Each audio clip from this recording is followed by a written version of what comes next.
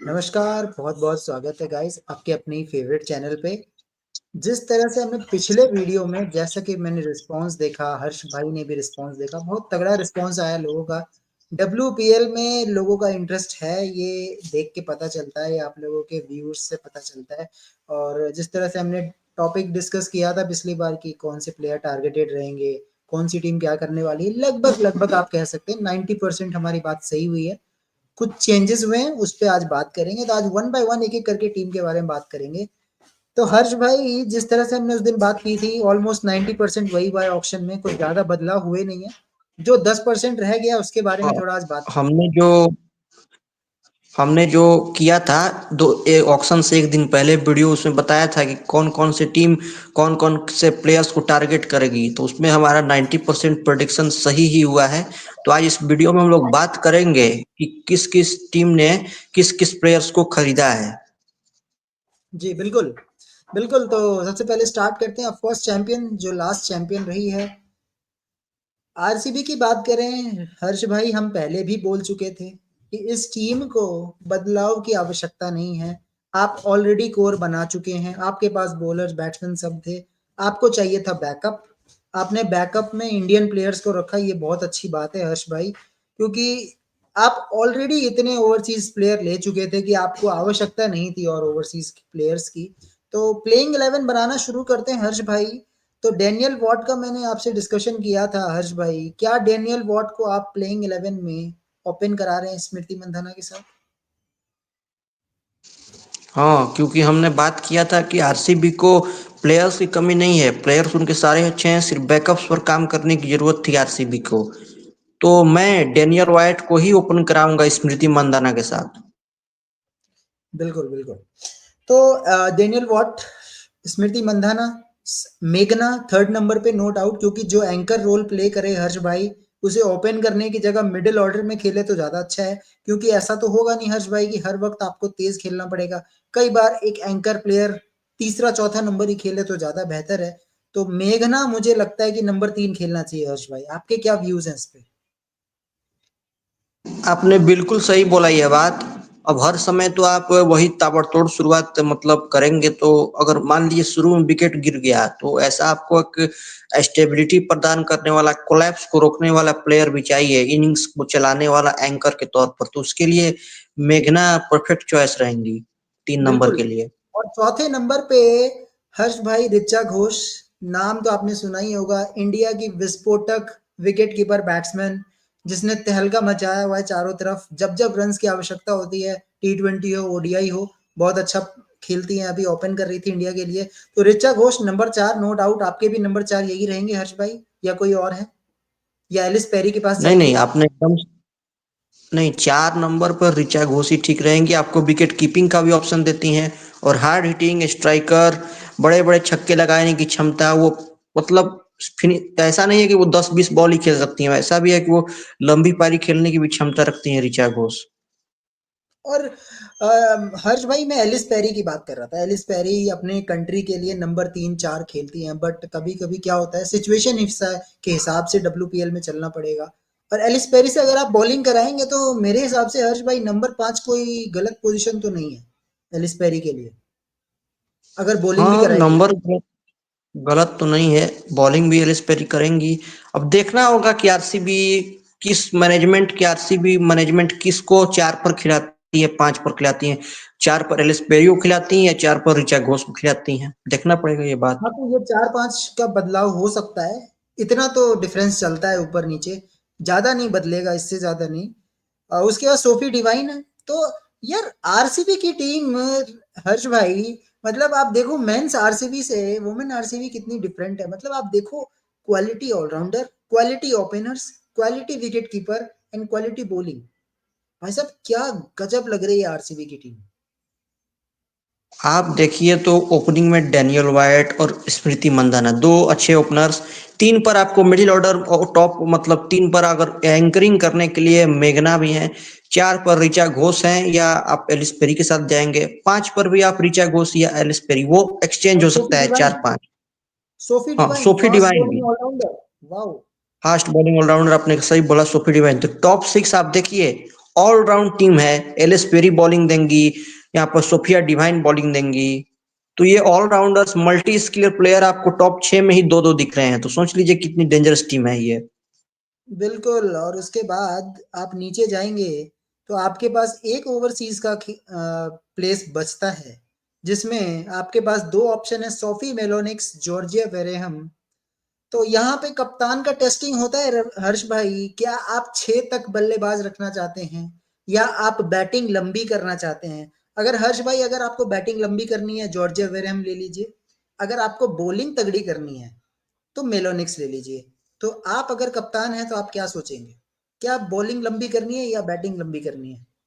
मैं तो बॉलिंग मतलब बैटिंग लंबी करना चाहूंगा, जॉर्ज बेरहम के साथ मैं जाऊंगा। और लगता है मैनेजमेंट भी उन्हीं के साथ जाएगी। आपका क्या राय है, आप बताइए, आप बॉलिंग लंबी वैसे करनी एक चाहेंगे या बात बताइए ना बैटिंग? हर्ष भाई देखिए 6 तक आपकी बल्लेबाजी हो गई है। अगर पहला 6 बल्लेबाजी नहीं कर पाया, तो आप 7वें पे बल्लेबाज क्यों ढूँढ रहे हैं? मतलब सोफी मेलोनिक्स का जो रिकॉर्ड है, अभी डब्ल्यूपीबीएल भी बहुत अच्छा गया है। वेरेहम से थोड़ी बेहतर नज़र आई है। मतलब नो डाउट हो सकता है आपकी बात भी सही हो, बट आप लॉजिकली देखो हर्ष भाई, स्ट्रगल होगा ना ये तो बहुत बड़ा। अगर आप सिर्फ 4 क्वालिटी बॉलर लेके आप ऑलराउंडर्स हद से ज़्यादा भर देंगे तो प्रॉब्लम हो सकता है बाद में। आपके बॉलिंग हाँ। कम पड़ जाएगी, और ये भी हो सकता और है। वहाँ आपको चिन्नास्वामी में भी मैचेस खेलने हैं, जहाँ पर बॉलर्स की पिटाई होती है, तो आपको अच्छे बॉलर्स भी चाहिए। तो हो सकता है कि तो वो वाला 7 नंबर पर आप वो बॉलिंग ही लंबी करें। कॉफी मेलोनिक्स ही आ जाए, ऐसा भी हो सकता है। तो मतलब इसमें 2 तरह की बातें हो सकती है, डिफरेंस इन ओपिनियन हो सकता है, नो डाउट। उसके बाद श्रियंका पाटिल, आशा शोभना ने बहुत शानदार स्पिन बॉलिंग का नज़ारा दिया था उन्होंने। मुंबई इंडियंस जैसी चैंपियन टीम को हरा के फाइनल में पहुंचना बहुत बड़ी बात होती है हर्ष भाई। आशा शोभना ने कमाल किया था, उसका रिवॉर्ड उन्हें मिलेगा। Renuka Singh Thakur, no doubt, India की शानदार फास्ट बॉलिंग। जब जब स्विंगिंग कंडीशन होती है तो रेणुका सिंह ठाकुर 3-4 विकेट तो आराम से ले लेती हैं। तो कंप्लीट टीम है ये आरसीबी की। हर्ष भाई पता नहीं ऐसा क्यों लग रहा है हाँ। हर्ष भाई की शायद ट्रॉफी जीत रही है आरसीबी फिर से। हाँ, ये तो देखने वाली बात होगी, लेकिन टीम में इन्हों की कोई कमी टीम में नहीं दिख रही है। आशा शोभना, पिछली बार आपने सही कहा कि मुंबई को हराकर फाइनल में ले जाने में बहुत बड़ा उनका रोल था। आशा शोभना, रेणुका सिंह, स्विंग बॉलर, नई बॉल से आपको हर ओवर, पहले ओवर या दूसरी ओवर में विकेट आपको दे के लेके देती हैं, चाहे वो आईपीएल हो चाहे इंडिया के लिए हो। बिल्कुल। तो आरसीबी वेल डन। लगता है फैंस को खुशियां अब वुमेन्स टीम ही दे पाएंगी। अभी मेंस टीम का तो पता नहीं, बट देखते हैं क्या होता है इस बार। अब अपने मेंस तो नेक्स्ट दे टीम नहीं रही है, वुमेन्स टीम ही अब फैंस को खुशियां दे, देखते हैं क्या होता है। बिल्कुल, बिल्कुल, देखते हैं। चलिए अब अपने अगले टीम की तरफ चलते हैं और of course Mumbai Indians. Mumbai Indians ने हर्ष भाई भी अब मुंबई इंडियंस को बहुत ज़्यादा फॉलो करते हैं। तो आपकी टीम में हर्ष भाई नंदन डी क्लार्क एक ऑलराउंडर को ऐड किया है इस टीम ने। इसका कहीं न कहीं ये साइन हो सकता है हर्ष भाई कि शायद आपको हेले मैथ्यूज का बैकअप मिल चुका है। मतलब कई बार होता था हेले मैथ्यूज कई बार इंजर्ड हो जाती थी, आउट ऑफ फॉर्म रहती थी, तो टीम सोचती थी कि क्या है उसका बैकअप नहीं है हमारे पास। तो फाइनली इन्होंने नेंडन डी क्लार्क के रूप में एक बैकअप लिया है। वो अलग बात है, नेंडन डी क्लार्क एक फास्ट बॉलिंग ऑलराउंडर है, लेकिन बल्लेबाजी और गेंदबाजी दोनों बहुत अच्छा करती है डी क्लार्क। हाँ, आपने एकदम सही बोला। हमने वीडियो में बात भी किया था कि मुंबई इंडियंस की भी टीम भी काफी अच्छी थी, उनको भी बैकअप की जरूरत थी। तो आप 100% ये नैंडी डिक्लर्क बैकअप मिल गई है एलियूस मैथ्यूज की। तो ये बिल्कुल एल बॉलिंग भी आपको देंगी, बैटिंग भी देंगी, तो कमाल की बैकअप तैयार कर लिया गया। और जिस टीम की बैकअप इतनी स्ट्रांग है, तो वो तो चैंपियन बन ही सकती है। बिल्कुल, बिल्कुल। तो ओपनिंग में ज़्यादा कोई डाउट नहीं है हर्ष भाई, मेरे को तो लगता है आपको अपनी टीम की ओपनिंग कॉम्बिनेशन याद हो गया होगा अब तो, कि वही ओपनिंग है, उसमें कुछ बदलने की ज़रूरत तो है नहीं। हेले मैथ्यूज़, जस्टिका भाटिया, उसके बाद एज़ यूजुअल नंबर 3 पे आपकी नेट सीवर ब्रंट, जिन्होंने फास्ट बॉलिंग करनी है। अमिला कर नंबर 4, हरमनप्रीत कौर, 1, 2, 3, 4, 5 एकदम सुपर्ब, सुपर हिट एकदम मुंबई इंडियंस का। हाँ, अब देखिए एल्यूज मैथ्यूज हैं, फिर यास्तिका बाठिया, दो अच्छे ओपनर, तीन पर आपने किसको मतलब किसको बोला तीन पर आपने? सीवर ब्रांड, नेट सीवर हाँ, ब्रांड। नेट सिगर ब्रंट आपको ऑलराउंडर के रूप में खेलती हुई नजर आएंगी, बैटिंग बॉलिंग दोनों। मतलब बहुत ही इंग्लैंड की कमाल के ऑलराउंडर हैं। चार पर आप बिल्कुल, इनके वर्ल्ड साथ जा क्लास। सकते हैं। हाँ, वर्ल्ड और क्लास अभी net सिगर एमिला Brunt. Kerr, Amelia Kerr man of the tournament, T20 world cup की man of the tournament Amelia Kerr. उनकी लेग स्पिन हाँ, बॉलिंग का तो मैं फिदा हूँ भाई, उसके लेग स्पिन बॉलिंग देख लेना बस एक बार, खत्म सामने वाली टीम। न्यूजीलैंड को वर्ल्ड कप जितवा दिया, आप समझिए, न्यूजीलैंड को वर्ल्ड कप जितवा दिया। एमिलिया कर ने मैन ऑफ द टूर्नामेंट रही। चार पर खेलेंगी, पांच पर इंडियन कैप्टन, वो मुंबई इंडियंस की भी कैप्टन, हरमनप्रीत कौर। बिल्कुल, तो बहुत ही ज़बरदस्त टीम लग रही है। और उसके बाद सजना, सजना को डेफ़िनेटली जगह मिलने वाली है, क्योंकि कौन भूल सकता है वो छक्का, जो उन्होंने दिल्ली कैपिटल्स के सामने एक बॉल में 5 रन चाहिए थे, उठा के 6 मार दिया था। तो वो मुंबई इंडियंस वो दिन नहीं भूल सकती, ना वो कप्तान भूल सकता है।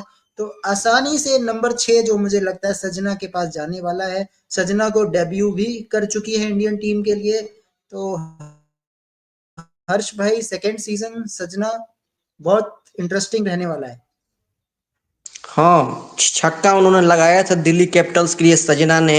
और आपने सही बोला, इंडिया के लिए भी डेब्यू उन्होंने कर लिया है, और आपकी फेवरेट टीम के खिलाफ ही उन्होंने छक्का लगाया था एक बॉल में जब 5 रन चाहिए थे। तो वो दिल्ली कैपिटल्स मुझे नहीं लगता कि भूल पाएगी, और मैं भी नहीं भूल पाऊंगा क्योंकि मैं मुंबई इंडियंस को सपोर्ट करता हूँ।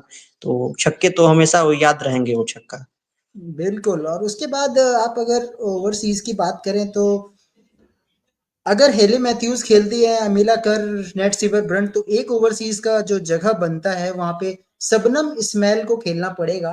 क्योंकि शबनम इस्माइल ने बॉलिंग इतनी जबरदस्त की थी हर्ष भाई कि इन्होंने छोड़ दिया। इनको हमें पता था कि वो लेफ्ट आर्म फास्ट बॉलर की जगह वैसे भी नहीं बनती थी, तो शबनम इस्माइल का खेलना बनता है इस टीम में।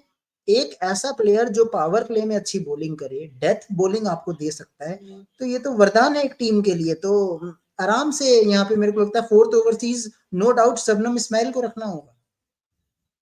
हाँ, शबनम इस्माइल के साथ जाना चाहिए आपको। वो पावर प्ले में बॉलिंग देती हैं, डेथ में भी बॉलिंग देती हैं, तो उन्हीं के साथ जाना चाहिए, शबनम इस्माइल के साथ। और उनकी जगह बनती हुई मुझे दिख रही है टीम में। और बिल्कुल। और हर्ष भाई आपकी टीम की एक खास बात ये है कि बड़े यंगस्टर्स को कई बार ये ग्रूम करते हैं। और उनमें से एक youngster Shaika Ishaque, left arm spinner, क्या बॉलिंग करती है यार, क्या बॉलिंग। जिस दिन उनका दिन होता है, एक दो नहीं, चार पांच विकेट लेके जाती है और पूरी तरह से गेम गिरफ्त में होता है। तो Saika Ishaq found of the tournament है, सीजन 1 से खेल रही है टीम के लिए। और मेरे को तो लग रहा है कि एमआई भी तैयार है टक्कर देने के लिए। साइका तो इशाक। आपने ये बात बोला कि मुंबई इंडियंस यंगस्टर को ग्रूम करती है, तो ये मुंबई इंडियंस मेंस की भी टीम और वुमेन्स की भी टीम, इनकी स्काउट काफी अच्छी है। यंगस्टर को पिक करती है और वैसा ग्रूम करती है कि उन्हें ये साल भले वो अच्छा नहीं करें, लेकिन आने वाले 3-4 साल में वो उस टीम को चैंपियन बना दें, जो प्लेयर्स को ग्रूम कर रहे हैं। तो मुंबई इंडियंस इसी के लिए खासा जाना जाता है। बिल्कुल, बिल्कुल। और उसके बाद ज़्यादा कुछ उसमें डाउट है नहीं, अमनजोत कौर आराम से वो खेल जाएँगी क्योंकि बैटिंग बॉलिंग दोनों कर सकती हैं। पूजा वस्त्राकर है, तो काफ़ी बेहतरीन टीम। अब हाँ, अनफ़ेयर होगा नंदन डी क्लार्क और टायरन के साथ। हर्ष भाई जब आप इतने टैलेंटेड प्लेयर्स को एक साथ टीम में रखते हैं तो 2 को बाहर भी बैठना पड़ता है, कई बार बड़े डिसीजंस लेने पड़ते हैं। डब्ल्यूपीएल है, वुमेन्स प्रीमियर लीग, इंडिया का लीग है, तो 4 ओवरसीज़ ही रख सकते हैं। So sad. फील मैं थोड़ा फील वही करूंगा टाइरन के लिए, नंदन डी क्लार्क के लिए। लेकिन ऐसा हो सकता है हर्ष भाई कि दोनों को मौका मिले आने वाले मैचेस में भी, क्योंकि मिल सकता है मौका, अगर किसी ने बिल्कुल, अच्छा नहीं किया तो मिल सकता है मौका। और वही बात है कि इंडियन टीम जैसा ही है, इंडियन टीम में इतने अच्छे अच्छे बैकअप्स हैं कि वो बेंच पर बैठे रहते हैं। वैसा ही यहाँ मुंबई इंडियंस में भी है। तो आप सबको तो खिला नहीं सकते, किसी ना किसी को तो सबको खुश नहीं किया जा सकता है, वो बात सही है। किसी ना किसी को तो बेंच पर बैठना होगा, लेकिन मैचेस उनको मिलेंगे, ये क्या, 2 मैचेस उनको दिए जरूर जाएंगे, नैंडी डिक्लर्क और टाइरन को, आपने जो बोला। बिल्कुल। क्योंकि मैंने देखा है कि मुंबई इंडियंस का कल्चर ये रहा है, जब उनको लगता है कि हम ऑलमोस्ट क्वालीफाई हो चुके हैं तो फिर वो लास्ट के 2 मैचेस दे देते हैं। रेस्ट करा देते हैं अपने प्लेयर्स को कि आप फ्रेश हो जाइए प्लेऑफ्स के लिए। तो उस टाइम मेरे को लगता है कि इन दोनों को मौका मिल जाएगा। सरप्राइज भी हो जाता है हर्ष भाई, आपकी टीम सरप्राइजेस में बड़ी तेज है। हम यहाँ प्लेइंग 11 कुछ बना रहे, पता चले नंदन डी क्लर्क की खेल रही है। ऐसा भी हो सकता है, सरप्राइज देने हाँ, में क्या काफी जाएगा भाई। मुंबई इंडियंस ने काफी सरप्राइज दिया है, जो को कप्तानी से रोहित शर्मा को हटाना हो या कुछ भी वो कर सकते हैं, तो उनका आप कोई अंदाजा नहीं है क्या कर सकते हैं। बिल्कुल बिल्कुल। चलते हैं अब अगले अपने अगले टीम की तरफ। नेक्स्ट टीम है हमारी यूपी वॉरियर्स। और यूपी वॉरियर्स ने, हर्ष भाई, वही काम किया है जो रिकी पॉन्टिंग ने पंजाब के लिए किया है। भर भर के ऑस्ट्रेलियन प्लेयर्स को इकट्ठा करना, जितना आप ऑस्ट्रेलियन प्लेयर्स को इकट्ठा कर सकते हैं। ये दिखता है यूपी वॉरियर्स में हीली के साथ इतना तगड़ा कनेक्शन है कि आपने ऑक्शन में उठाया भी तो ऑस्ट्रेलियन प्लेयर, मतलब दिल लगी है एकदम ऑस्ट्रेलियन प्लेयर के साथ। तो इनकी कोच भी ऑस्ट्रेलियन है क्या? नहीं, कोच ऑस्ट्रेलियन नहीं है, कोच तो इंडियन ही है, बट जो इनकी कैप्टन है ना एलिस हिली, वो ऑस्ट्रेलियन है। मेरे को ऐसा लगता है कि ये जो ऑस्ट्रेलिया का कल्चर है वो धीरे धीरे इंडिया में हावी होता जा रहा है। हर कोई अब ऑस्ट्रेलिया ही पकड़ रहा है। इससे मैं एग्री करता नहीं हूँ। मतलब आप देखिए कि ऑस्ट्रेलियन प्लेयर्स को क्यों इतना बढ़ावा दिया जा रहा है। ये तो वुमेन्स WPL इंडियन लीग है, तो इसमें इंडियन प्लेयर्स को थोड़ा यूपी वॉरियर्स को सीखना चाहिए, मुंबई इंडियंस या आरसीबी से। आप इतने इंडियन प्लेयर्स को वो टीमें दे रही हैं मौका, ये ऑस्ट्रेलियन प्लेयर्स को खरीद रहे हैं। क्या लॉजिक है इसमें यूपी वॉरियर्स का? पता नहीं, अब देखिए ना, अब इसमें अगर आपको 6 ओवरसीज का मौका था, आपके पास 5 ओवरसीज है। Alyssa Healy, Chamari Athapaththu, Grace Harris, Sophie Ecclestone, Tahlia McGrath और एलाना किंग। अब यहाँ पे धर्म संकट ये है यूपी के साथ कि ये पांचों खिलाड़ी अपने आप में बेस्ट है। बट हर्ष भाई, कंडीशन नाम की भी तो कोई चीज होती है। आप इसीलिए तो पीछे रहते हैं कि आप इतने ओपनर्स भर रखे। आप देखो इनकी टीम में एलिसा हिली ओपनर, किरण नवगिरे ओपनर, श्वेता शरावत ओपनर, चमारी अट्टापट्टू ओपनर, आपकी ये उमा छेत्री भी ओपनर। तो यार कितना ओपनर लेके आप बैठेंगे। आप मिडिल ऑर्डर बनाने की जगह आप एलाना किंग को ले आए। अब कैसे, हर्ष भाई, शॉपिंग करने गए थे ये मिडिल ऑर्डर बैट्समैन का, लेके आए आप स्पिनर, तो कैसे चलेगा। मतलब ओपनर्स को ही अब आप जबरदस्ती फिर से ढोने वाले हैं। यूपी वॉरियर्स तो यही कर रही है इस साल भी। हाँ, आपने एकदम सही बोला। ये कितने ओपनर्स इन्होंने ले लिए हैं, और खासकर इतने फॉरेनर्स उन्होंने ले लिए हैं। आप टीम में तो 4 ही फॉरेनर्स खिला सकते हैं ना, इतने फॉरेनर्स लेके क्या मतलब है। अगर जिस टीम ने इंडियन कोर पर फोकस नहीं किया आईपीएल में, WPL चाहे आईपीएल हो चाहे WPL हो, जिस टीम ने इंडियन कोर पर फोकस नहीं किया उनको जीतने में काफी मुश्किलें आती हैं। या आप देखिए, 2 आईपीएल की टीमें सबसे मजबूत, मुंबई इंडियंस और चेन्नई सुपर किंग, 5-5 टाइटल इन्होंने जीते हैं। दोनों टीमों का ये इतिहास है कि इंडियन कोर पर हमेशा से उन्होंने फोकस किया है। तो अगर आप, इंडियन प्रीमियर लीग हो रहा है इंडिया में, तो आप इंडियन प्लेयर्स पर फोकस कीजिए। यूपी वॉरियर्स तो सिर्फ फॉरेनर्स फॉरेनर्स किए हुए हैं, 2-3 सीजन से यही चलता रहा है, ये सीजन भी वैसा ही जा रहा है। तो हर्ष भाई, मतलब इस टीम की प्लेइंग 11 आप बनाएंगे ना, तो आप ये सोचेंगे कि यार ये हो क्या रहा है। मैं किसको ओपन कराऊं, किसको नीचे रखूं, 1 2 3 4 कुछ भी हो सकता है। हाँ, ओवरसीज आप कह सकते हो कि Alyssa Healy, Chamari Atapattu I am sorry नहीं हो पाएगा, ग्रेस हैरिस, तालिया मेगरा, क्योंकि ये तीन अच्छा खेले हैं।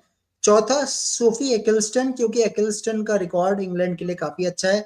आप लेजेंड बॉलर का दे सकते हैं, क्योंकि जो खिलाड़ी तीनों फॉर्मेट में कंसिस्टेंटली परफॉर्म करे वो लेजेंड ही है मेरी नजर में भाई। तो हर्ष भाई, सोफी एकिल्स्टन को मैं बाहर नहीं कर सकता। तो Alana king, I am sorry, आपने ले तो लिया है, बट आप कैसे मैनेज करेंगे मुझे नहीं पता। हर्ष भाई, एक रूल आपको और बताना चाहूंगा कि इसमें एक रूल है, अगर आपने किसी एसोसिएट नेशन, नेदरलैंड, आयरलैंड या किसी टीम का आपने प्लेयर ले लिया, तो आप पांचवा ओवरसीज खिला सकते हैं। तो यूपी वॉरियर्स ने, हर्ष भाई, लगता है गलती कर दिया है। इससे अच्छा आप एक पेड्रंगस को ले लेते, जो आयरलैंड में एक अच्छी ऑलराउंडर है, तो शायद पांचवा ओवरसीज खिला पाते। क्योंकि इंडियन कोर बहुत वीक है हर्ष भाई। इंडियन कोर अभी भी इतनी वीक है कि आप उन पे मैच जिताने का भरोसा नहीं कर सकते। आप अगेन आप ऑस्ट्रेलियन पे ही हैं टिके हुए, यूपी वॉरियर्स। आ, आपने बिल्कुल सही कहा। देखिए इनकी प्लेइंग 11 बनाने में कितनी तकलीफ हो रही है, किसको रखें किसको बाहर करें। तो वही बात है, इतने ने फॉरेनर्स भर लिए हैं कि बैठना तो किसी न किसी को पड़ना ही है। इंडियन कोर काफी वीक लग रही है, और इनकी प्लेइंग 11 बनाना काफी मुश्किल लग रही है। पता नहीं और किसको हर्ष भाई, खिलाएंगे ये।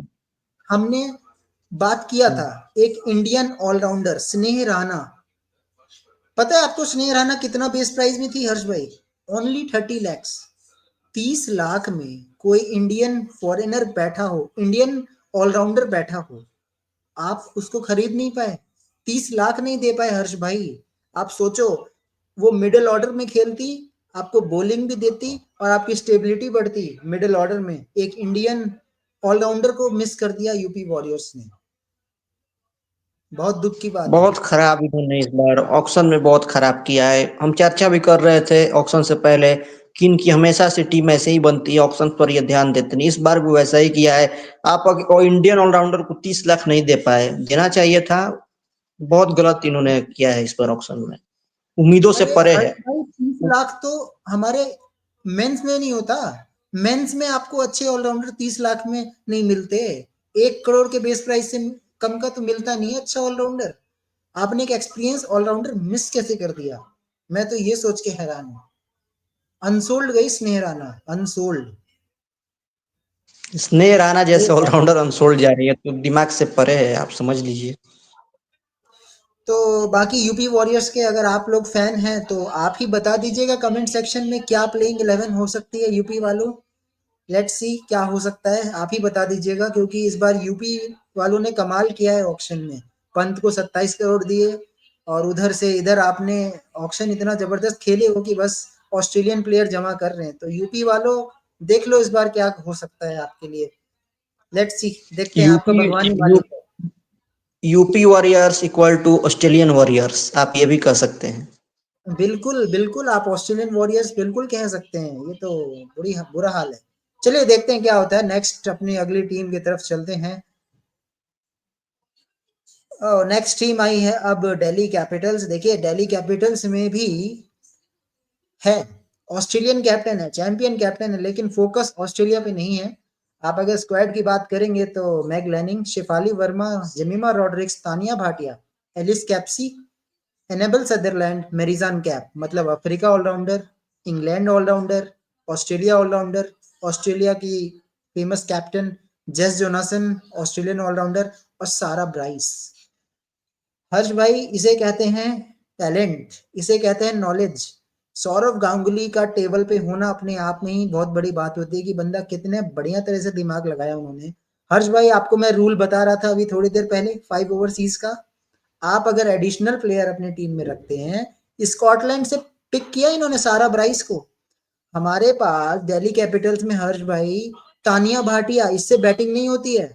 तानिया भाटिया 8वें नंबर पे बल्लेबाजी करने आती थी, सिर्फ बॉल पकड़ने के लिए, क्योंकि उनसे बैटिंग आज तक हुई नहीं, कभी मैच नहीं जिताया। तो ऑलरेडी ये सारा ब्राइस के खेलने से 5 ओवरसीज हो गए हर्ष भाई। इसे कहते हैं माइंड। सौरभ गांगुली का कमाल कर दिया सौरभ गांगुली ने।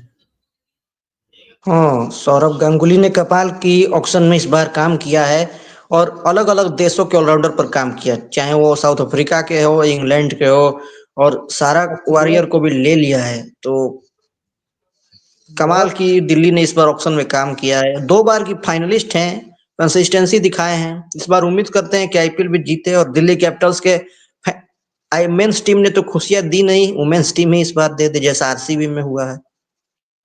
बिल्कुल बिल्कुल, उम्मीद कर सकते हैं। प्लेइंग 11 में ज्यादा कोई मैं चेंजेस देख नहीं रहा हूँ। सिर्फ एक तानिया भाटिया की जगह मिडिल ऑर्डर में कैटरीन ब्राइस आ जाएंगी। फिर भी मैं एक बार रिवाइज करा देता हूँ, दिल्ली वालों को पता रहती है playing 11 not change. Meg Lanning, Shafali Verma, Jemimah Rodrigues, 4th number पे आपके मेरिजान कैप, एलिस कैप्सी। 4-5 ये बदल सकता है। एलिस कैप्सी कभी ऊपर कभी नीचे, तो ये ऊपर नीचे हो सकता है। उसके बाद आपके सारा ब्राइस आ जाएंगी। सारा ब्राइस के बाद आपके पास Radha Yadav, Shikha Pandey, Jess Jonassen, Titus साधु। तो हर्ष भाई, वही बॉलिंग यूनिट है जो अभी इंडिया में बॉल डाल रहे हैं। तो जो team Indian bowlers, Indian players पे फोकस करेंगी, वही फाइनल खेलेगा। एंड ऑफ द स्टोरी यही है। हाँ, आपने सही बोला, एकदम सही बोला कि इन्होंने इंडियन बॉलर्स पर काफी काम किया है। जो इंडियन बॉलर्स हैं वही दिल्ली कैपिटल्स के भी बॉलर्स हैं, तो आप समझ जाइए इंडियन कोर पर काम किया है। ठीक है, इन्होंने 2 बार फाइनल नहीं जीता है, लेकिन अगर इंडियन कोर पर काम किया है तो आने वाले समय में दिल्ली को चैंपियन बनने से कोई नहीं रोक सकता है। बिल्कुल। और हम अब चलते हैं अपनी आखिरी टीम के ऊपर, जिसमें गुजरात की टीम के लिए हर्ष भाई आज तारीफ ही होगी। देखिए यूपी वॉरियर्स ने ऑक्शन में कुछ किया ना किया हो, लेकिन गुजरात ने बहुत बेहतरीन काम किया है हर्ष भाई। अपना पर्स का सही यूटिलाइजेशन किया हर्ष भाई। डेंडेरा डॉटिन वुमेन की पहली ऐसी खिलाड़ी है जिसने सेंचुरी मारा, विश्व में पहला क्रिकेटर जिसने सेंचुरी मारा है वो वेस्ट इंडीज की डेंडेरा डॉटिन है। T20 में इतना बड़ा खिलाड़ी आपने 1.7 करोड़ में यूज किया है हर्ष भाई। बहुत लगी हुई थी यूपी वॉरियर्स इनके पीछे, लेकिन यूपी वॉरियर्स को लेने नहीं दिया। क्या कहना चाहेंगे हर्ष भाई गुजरात जायंट्स के मैनेजमेंट के लिए? जब से मैनेजमेंट बदला है बदलाव दिख रहा है। पहले मिताली राज होती थी, मिताली राज के जाने के बाद चीजें बदल गई है।